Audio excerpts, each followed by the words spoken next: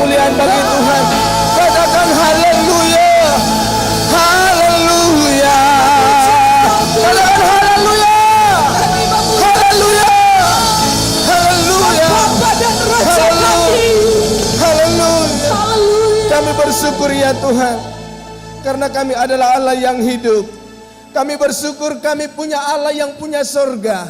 Engkau pergi ke sorga, menyediakan tempat bagi kami. Supaya di mana Tuhan Engkau berada, kami pun berada. Menikmati-Mu Tuhan. Menikmati hidup yang kekal yang Tuhan sudah sediakan bagi kami. Dimuliakanlah Engkau Tuhan. Dan hari ini Tuhan kembali ajari kami lewat kebenaran firman Tuhan. Supaya iman percaya kami, pengiringan kami kepada Tuhan semakin hari semakin bertumbuh. Kekristenan kami Tuhan, kami bukan hanya sekedar kami ke gereja, bukan hanya sekedar kami dibaptis. Tuhan, kami berlari menuju kedewasaan, keserupaan dengan Kristus. Karena Allah yang kami sembah adalah Allah yang hidup, Allah yang luar biasa, Allah yang telah menyediakan yang terbaik bagi setiap orang yang percaya kepadamu. Pakai dan urapi hamba-Mu Tuhan menjadi saluran berkat-Mu. Dalam nama Yesus Kristus kami berdoa dan kami bersyukur kepada Tuhan. Yang diberkati Tuhan sama-sama berkata amin. Kita berikan tepuk tangan buat Allah kita. Haleluya. Haleluya. Bapak Ibu jangan duduk dulu karena saya belum suruh saudara. Mari kita berdamai dulu, katakan damai di hati, damai di Jakarta, damai di sorga. Cari 5.000 orang, katakan damai di hati, damai di Jakarta, damai di sorga. Boleh keluar dari kursi, keluar dari kursi. Katakan damai di hati, damai di Jakarta, damai di sorga. 5.000 orang yang di atas boleh keluar dari kursi. Belum saya suruh duduk, belum saya suruh duduk. Yang di atas jangan duduk dulu. Salam kasih 5.000 orang. Sudah 5.000 belum? Jangan ada dusta di antara kita. Oke, silakan duduk, Tuhan berkati. Hari ini saudara-saudara, sesuai dengan tema gereja kita adalah jika Yesus tidak dibangkitkan, maka sia-sia kepercayaanmu. Jika Yesus tidak dibangkitkan, maka gereja Betel Indonesia Petamburan tidak ada. Jika Yesus tidak dibangkitkan, maka pendeta Ulper tidak ada. Jika Yesus tidak dibangkitkan, tidak ada paduan suara Glamur GB Petamburan. Jika Yesus tidak dibangkitkan, Anda dan saya tidak ada di tempat ini. Saudara-saudaraku kasih Tuhan, jika Yesus tidak dibangkitkan, maka agama kita dengan agama lain tidak ada bedanya. Bilang kiri kanannya, berbahagialah engkau karena Allah kita bangkit. Bilang haleluya saudara-saudara. Lihat 1 Korintus pasal yang ke-15. 1 Korintus 15 ayat 14 dan 17. Ya, lihat di multimedia biar cepat saudara-saudara. Baca bersama 2, 3. Tetapi andai kata Kristus tidak dibangkitkan, maka sia-sialah pemberitaan kami dan sia-sialah juga kepercayaan kamu. Dan jika Kristus tidak dibangkitkan, maka sia-sialah kepercayaan kamu dan kamu masih hidup dalam dosamu. Saudara-saudaraku kasih Tuhan, jika Yesus tidak dibangkitkan, bukan hanya kita tidak ada di tempat ini. Pemberitaan Petrus, pemberitaan Yohanes, pemberitaan Rasul Paulus, pemberitaan orang-orang yang ada di Alkitab, hamba-hamba Tuhan sampai sekarang ini itu sia-sia, tidak ada artinya. Saudaraku kasih Tuhan, dan ketika Yesus tidak dibangkitkan, maka saudara-saudaraku kasih Tuhan, tidak ada orang yang mau percaya kepadanya. Kalau dia tidak dibangkitkan saudara, yang pertama bisa kita sebut dia adalah pembohong. Kenapa saudara? Tolong PowerPoint saya. Ya, dia adalah pembohong. Karena apa? Di dalam Injil Matius pasal yang ke-21 ayat yang ke-40. Matius 26 ayat 61. Bapak Ibu nanti bisa baca di rumah. Matius 27 ayat yang ke-40. Matius 9 ayat 31. Matius 14 ayat 58. Matius 15 ayat 29. Maka di situ berkata, Yesus berkata, rubuhkanlah bait Allah ini, rubuhkanlah gereja ini, saya akan membangunnya 3 hari. Lihat dulu dalam Injil Yohanes pasal 2 ayat 19. Itu ada di multimedia Bapak Saudara. Coba baca bersama. Yohanes 2 ayat 19. Jawab Yesus kepada mereka, rombak bait Allah ini, dan dalam 3 hari aku akan mendirikannya kembali. Ayat yang ke-20 dari Lukas pasal 2 ayat 20. Lukas pasal 2 ayat 20, firman Allah berkata, lalu kata orang Yahudi kepadanya, 46 tahun orang mendirikan bait Allah ini, dan engkau dapat membangunnya dalam 3 hari? Kalau Yesus tidak dibangkitkan, maka semua perkataan Yesus adalah isapan jempol. Kalau Yesus tidak dibangkitkan, maka apa yang dikatakannya semua hampa, semua sia-sia, semua seperti nabi-nabi lain, semua seperti rasul-rasul lain. Kalau Yesus tidak dibangkitkan, dia sama saja dengan manusia yang lain. Kalau Yesus tidak dibangkitkan, maka tulang belulangnya masih ada di kubur. Saudaraku kasih Tuhan, Tuhan percayakan saya beberapa kali pergi ke Israel, saudara-saudara. Kubur itu benar-benar kosong.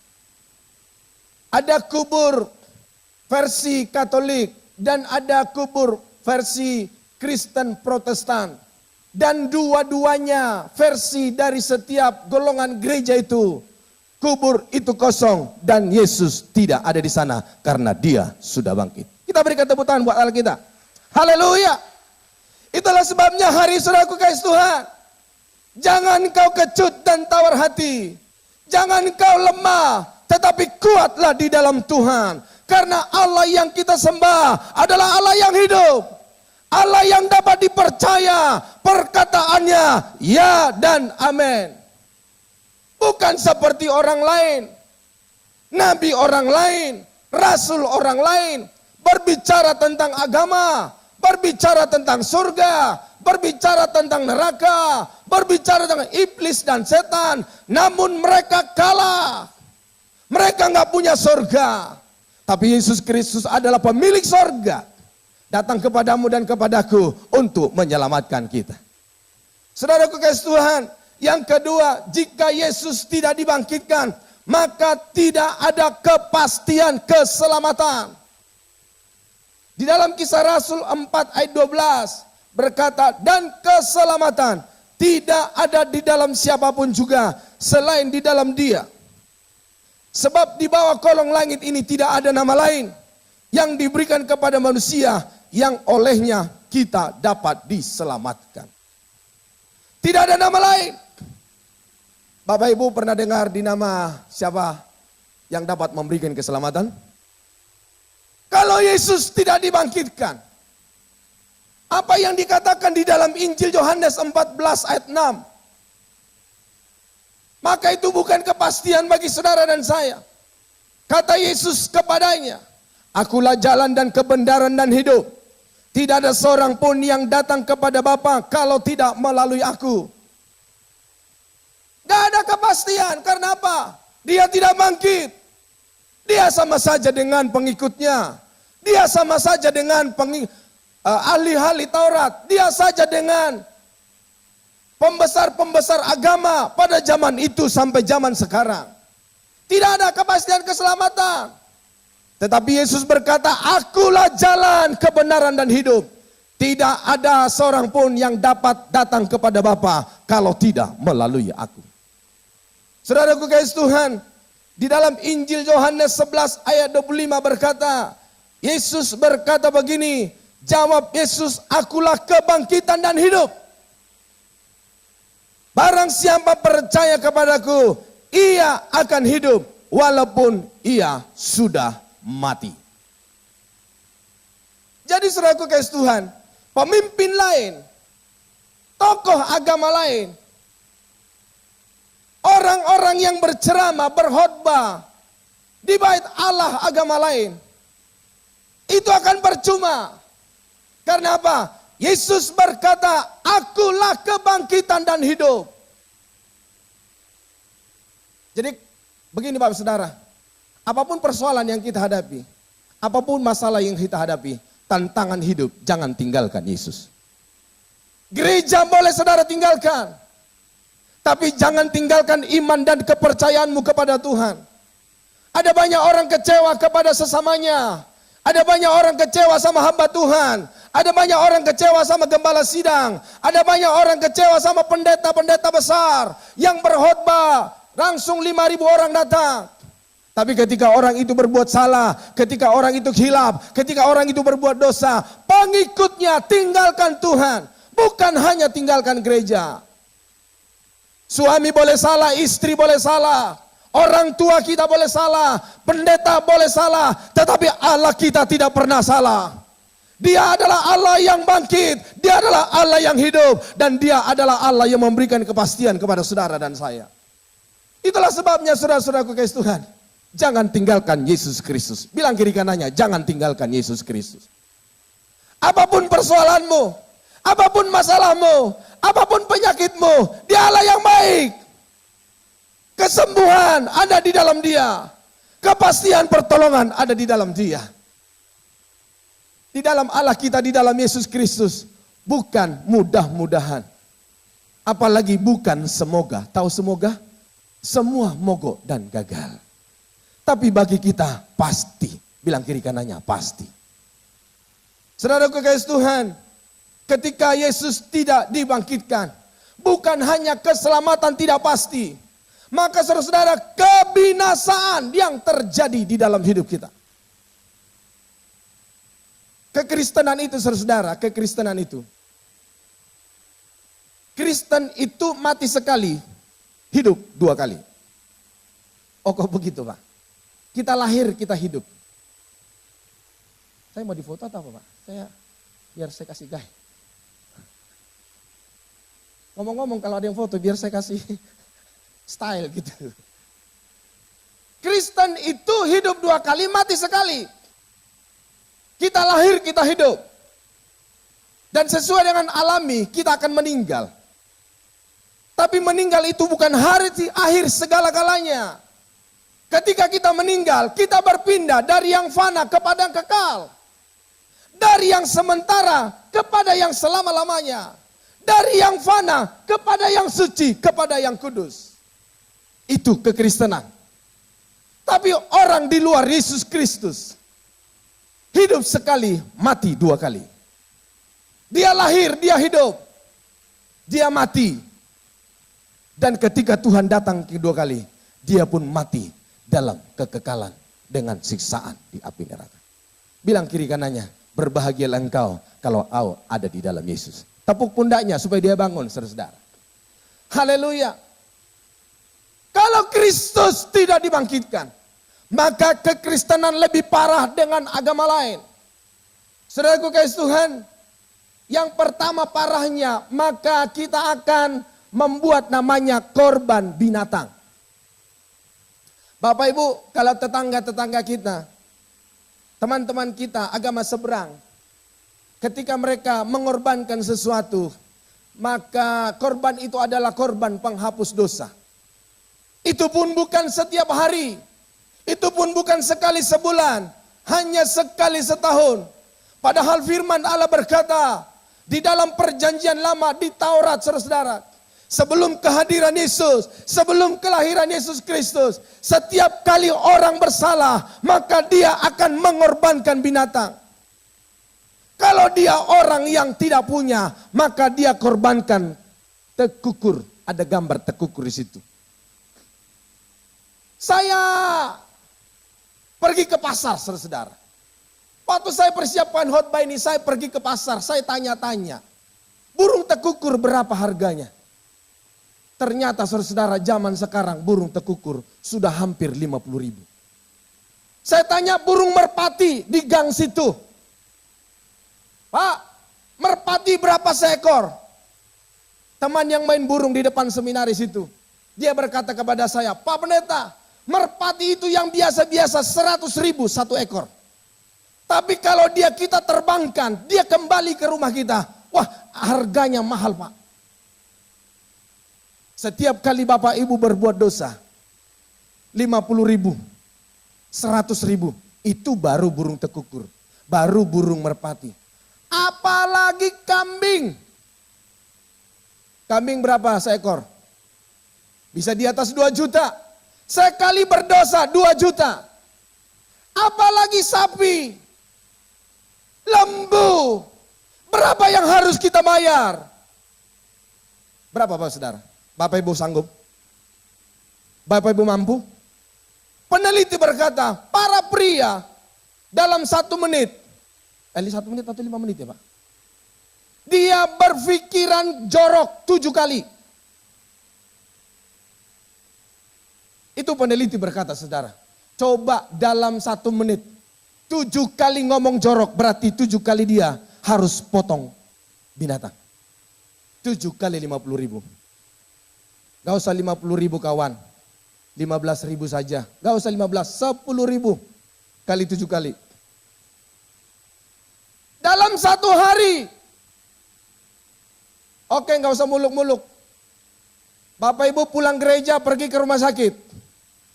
Bukan saudara dirawat di sana, tapi coba cek. Orang yang di ICU harus bayar oksigen berapa? Harus bayar ruangan berapa? Oke, pagi hari ini kita berhitung-hitung. Saya bukan orang pintar berhitung, tapi pernah saya menghitungnya. Saat Tuhan berkata begini, kalau kamu bernafas, kamu bayar goceng. Bapak Ibu 1 menit kita kali, berapa kali bernafas? 1 menit. Saya pernah hitung, dengan hitung yang normal, yang biasa, bukan ngos-ngosan. Kira-kira 22,5 kali. Nanti coba tes, berapa kali Bapak Ibu Saudara 1 menit. 22,5 kali goceng, gak usah 22, 20 kali 5.000 berapa? 100.000 kali 1 jam. Gak usah goceng dah 1.000. Jadi 20.000. Ya betul ya? 1 menit 20.000. Kali 1 jam. Oh kemahalan ya? Gopek deh, gopek. Sekali ngisap gini. Gopek. Gopek. Kali 20. Berapa? 100. Kali 1 jam. Kali sehari. 24 jam. Kali umur Bapak Ibu berapa hari ini? Kalikan. Coba elus dadanya bilang begini. Terima kasih Tuhan atas kebaikan-Mu. Coba elus dadanya, elus dadanya. Terima kasih Tuhan Engkau baik bagi saya. Coba saudara-saudara, setiap kali kita berdosa, tekukur harus menjadi korban. Merpati harus jadi korban. Domba harus jadi korban. Lembu, sapi harus jadi korban. Berapa biaya yang harus kita keluarkan? Saya berkata saudara dan saya tidak akan selamat. Karena di dalam firman Tuhan berkata, apa yang ingin kita lakukan, yang baik yang kita lakukan, yang jahatlah kita lakukan. Setiap kali saya mengendarai kendaraan saya, saudara, saya sering kali berkomitmen ketika saya ada duduk di kursinya, saya bilang begini, saya mau sabar di dalam perjalanan. Ternyata bukan malah sabar, saudara. Yang kita disenggol orang lah, kita difefet orang lah, kita disalib orang lah, kita sudah santai-santai ditabrak lah dari belakang. Kita nggak nabrak orang, orang nabrak kita. Coba ketika itu saya harus bayar kepada Tuhan. Oh saudaraku, betapa malangnya nasib kita. Tidak ada kepastian keselamatan. Kalau Yesus tidak dibangkitkan, bukan hanya lebih parah dari agama lain. Yang kedua, manusia putus hubungan dengan Allah. Bapak Ibu bisa jelas lihat gambaran skema tabernakel bait Allah waktu bangsa Israel. Bisa jelas lihat? Mungkin yang di TV bisa lihat jelas. Saudara-saudara, yang ada tabut perjanjian yang paling atas yang warna kuning. Itu adalah tabut perjanjian dan itu adalah ruang Maha Kudus. Tidak semua orang bisa masuk ke situ. Yang bisa masuk ke situ siapa? Pendeta. Oh bukan. Siapa yang bisa masuk ke situ? Imam. Itu pun gak bisa sembarangan. Dia pun harus menguduskan diri. Ya mungkin di hadapan manusia berkata dia sudah kudus, dia sudah benar. Itulah sebabnya ketika imam masuk ke ruang maha kudus itu, dia harus pakai jubah. Dan di ujung jubahnya harus ada bel, kerincingan. Untuk apa saudara? Kalau dia masih hidup, kerincingan itu akan bunyi kring, kring, kring, kring. Tapi kalau nggak kedengaran, berarti dia mati karena dia nggak kudus. Nah kalau coba dia mati, siapa yang ngambil saudara? Jemaat yang ngambil, mati di situ, numpuk nanti mayat di situ. Itulah sebabnya saudara-saudara dalam firman Allah berkata, sekalipun dia sudah menguduskan diri, tapi bagi manusia mungkin kudus, tapi bagi Allah, maka dikatakan di dalam firman Allah kakinya itu diikat dengan tali. Buat apa saudara? Kalau dia mati di ruang maha kudus, maka orang-orang akan menariknya dia. Karena orang tidak bisa masuk ke sana kalau dia tidak kudus saudara. Oh betapa susahnya. Ketika Yesus belum datang, ketika Yesus tidak mati dan dibangkitkan. Dan naik ke surga bagi saudara dan saya. Betapa susahnya, betapa sulitnya. Itulah sebabnya saudara-saudaraku kasih Tuhan, hargai kekristenan. Hargai imanmu, hargai kepercayaanmu, hargai kematian kebangkitan Yesus Kristus. Jangan hidup dengan sia-sia. Jangan ibadah dengan lemah. Jangan ibadah dengan bermalas-malasan. Tapi bersemangat karena Tuhan telah memberikan segalanya bagimu dan bagiku. Kenapa sekarang bisa kita memanggil dia, ya Bapa, ya Allah. Kenapa Allah berkata bahwa saudara dan saya adalah sahabatnya? Kenapa saudara dapat memanggil dia? Dimanapun kita berada, kita bisa berhubungan dengan Tuhan. Dimanapun kita berada, kita bisa berdoa dengan Tuhan. Kenapa? Ketika Yesus disalib. Coba Mas Bro, gambar saya. Di ruang Maha Kudus, di tempat tabut perjanjian itu, di situ ada pintu. Dan di pintu itu ada namanya apa? Bapak bisa saudara? Apa ada di situ? Ada tirai. Dan waktu Yesus disalib, saudaraku dikatakan dalam firman Allah, tirai itu terbelah.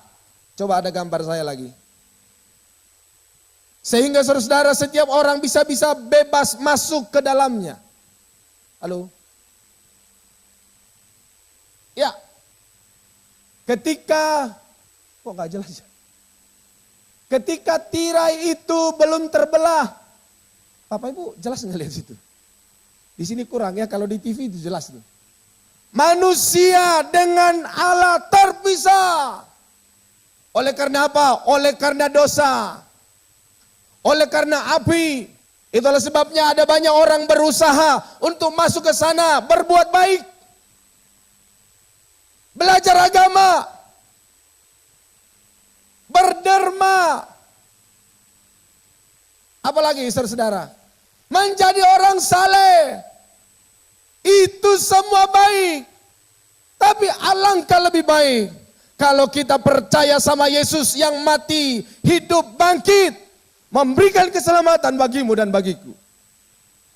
Gambar selanjutnya masih ada. Tapi saudaraku kasih Tuhan, terpujilah nama Tuhan kita. Sayang ya warnanya. Kayaknya propertize-nya, dasarnya kurang gelap ya. Saudaraku kasih Tuhan, oleh karena Yesus disalib, maka kita punya jembatan antara manusia dengan Allah. Jembatannya siapa? Bilang kiri kanannya, Yesuslah jembatan bagi kita. Itulah sebabnya dia berkata, akulah jalan kebenaran dan hidup. Itulah sebabnya di dalam 1 Korintus pasal 3 ayat 16 dikatakan, tidak tahukah kamu bahwa kamu adalah bait Allah dan bahwa roh Allah diam di dalam kamu. 1 Korintus 6 ayat 19, atau tidak tahukah kamu bahwa tubuhmu adalah bait Roh Kudus yang diam di dalam kamu, Roh Kudus yang kamu peroleh dari Allah, dan bahwa kamu bukan milik kamu sendiri. Jadi saudaraku kasih Tuhan, saudara dan saya yang telah ditebus oleh Tuhan, kita dilayakkan, kita dikuduskan, dan kita dibenarkan. Dan firman Allah berkata, saudara dan saya diselamatkan. Apa itu diselamatkan, saudara? Bapak Ibu lihat saya. Kalau di depan saya ini ada lubang, ada jurang. Ketika kita sudah, mungkin satu kaki kita sudah di atas lubang. Namanya diselamatkan, kita langsung diambil oleh Tuhan. Kita langsung diraih oleh Tuhan. Kita sudah ada di pinggiran api neraka. Tuhan selamatkan. Bukan karena perbuatan baikmu. Bukan karena apa yang kau berikan. Tapi oleh karena anugerah Tuhan. Oleh karena anugerah Tuhan. Kasih karunia-Nya. Itulah sebabnya saudara-saudaraku kasih Tuhan. Kita gak perlu pergi ke pasar lagi beli tekukur. Kita gak perlu ke pasar lagi beli kambing. Kita tidak perlu ke pasar lagi beli domba. Namun saudara, hidup kita persembahkan menjadi dupa yang harum di hadapan Tuhan. Saudaraku kasih Tuhan. Yang berikutnya. Ketika Yesus tidak dibangkitkan, tidak ada yang mati dan bangkit. Dengan kata lain, tidak ada yang namanya baptisan. Tidak ada yang namanya pertobatan. Dibaptis berarti mati, dikuburkan dengan kematian Yesus Kristus. Bangkit dengan kebangkitan Yesus Kristus. Dengan tubuh kemuliaan. Di dalam Titus pasal 3 ayat 5 berkata, Titus pasal 3 ayat 5, boleh kita baca bersama, 2-3.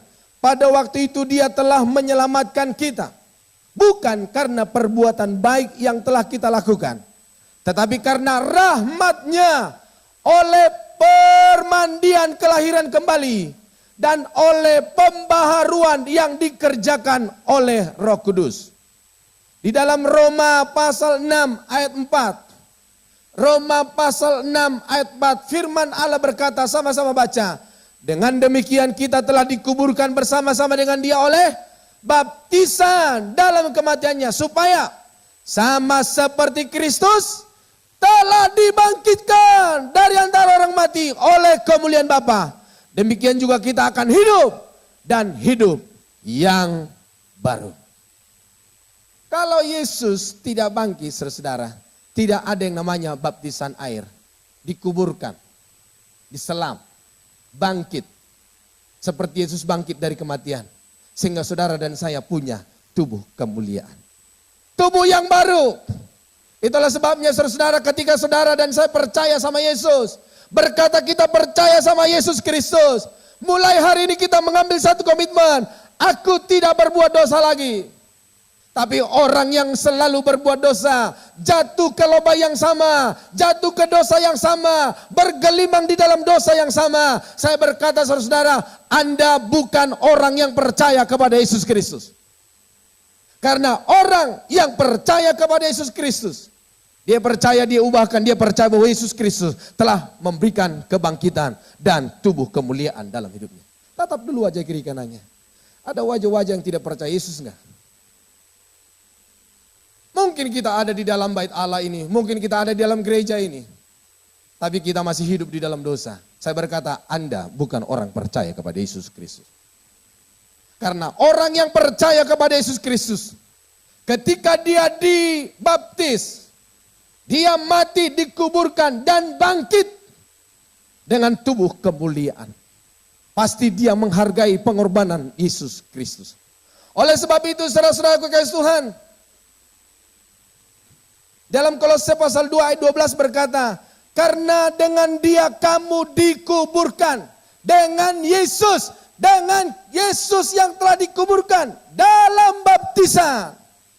Dan di dalam dia kamu turut dibangkitkan. Oh, kalau Yesus tidak bangkit, kita juga tidak dibangkitkan, saudara. Juga oleh kepercayaanmu kepada kerja kuasa Allah yang telah membangkitkan dia dari antara orang mati. Itulah sebabnya saudara-saudaraku kasih Tuhan. PowerPoint yang berikutnya. Dia telah bangkit. Dia hidup. Dia naik ke surga. Dan dia menyediakan tempat bagimu dan bagiku. Supaya di mana dia berada, saudara pun dan saya berada. Ayat yang terakhir dalam Yohanes 14 ayat 2 dan 3. Baca bersama dengan percaya dengan lantang. Firman Tuhan berkata, 2, 3. Di rumah Bapakku banyak tempat tinggal. Jika tidak demikian, tentu aku menyatakannya kepadamu. Pak Musik boleh maju ke depan. Sebab aku pergi ke situ untuk apa? Menyediakan tempat bagimu. Dan apabila aku telah pergi ke situ dan telah menyediakan tempat bagimu, aku akan datang kembali dan membawa ke tempatku, supaya di tempat di mana aku berada. Bilang sama dirinya sendiri, aku pun berada. Kita berikan tepuk tangan buat Allah kita. Haleluya. Haleluya. Setialah kepada Tuhan. Percayalah sungguh-sungguh kepada Dia. Karena Dia Allah, ya dan amin. Mari kita sama-sama berdiri. Satu pujian berkata, sebab Dia hidup ada hari esok. Sebab Dia hidup ada hari esok. Sebab Dia hidup takut tiada. Karena ku tahu Dia pegang hari esok. Hidup jadi berarti sebab Dia hidup. Sebab Dia hidup. Sebab Dia hidup. Oh, ada hari esok. Sebab Dia hidup takut tiada. Karena ku tahu Dia pegang hari esok. Hidup jadi Dia hidup. Sekali lagi katakan, sebab Dia hidup ada hari esok. Sebab Dia ku tak gentar, ku tak gentar. Karena ku tahu Dia pegang hari esok. Hidup jadi berarti sebab Dia hidup. Hidup jadi berarti sebab Dia hidup. Hidup jadi berarti sebab Dia hidup. Mari kita tundukkan kepala kita, datang pada Tuhan. Bapak Ibu Saudara kekasih Tuhan, saya tidak tahu saudara-saudara